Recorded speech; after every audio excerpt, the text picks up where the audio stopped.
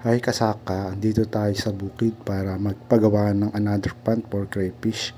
Lalagyan natin to ng 53 na 6 inches at 100 pieces na 1 to 2 inches. Tingnan natin after 1 month kung lalaki ba sila.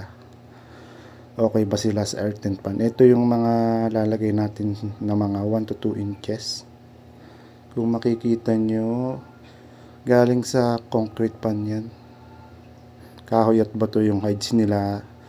Walang aerator since day 1. Napatak lang na tubig galing bukal. Mas matatag sila pag hindi nasanay sa aerator.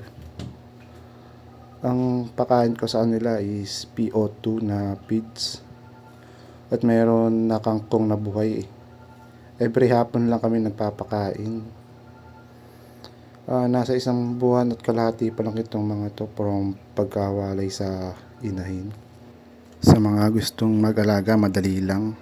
Kung sa isda parang hito sila, hindi ganun kaselan. Mahina lang sila sa insecticide at mga usok. Kasi pag nahigop ng aerator nyo, yun sure patay crayfish nyo. Subscribe lang kayo sa channel, baka isa kayo sa mapili na mabigyan ng crayfish. At para more tips sa pag-aalaga ng crayfish.